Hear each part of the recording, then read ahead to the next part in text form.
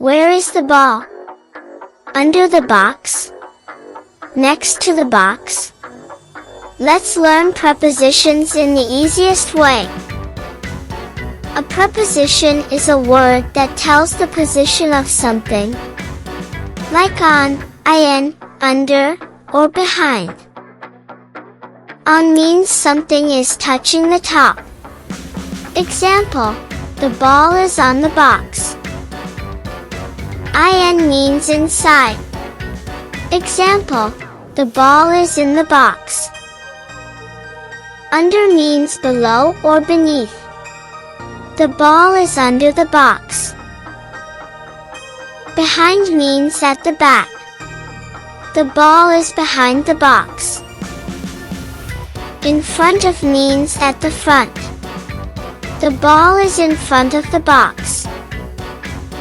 Next to means beside. The ball is next to the box. Between means in the middle of two things. The ball is between the boxes. Over and above mean higher than something, without touching. The ball is over the box. Now you tell me, where is the cat? Under the table.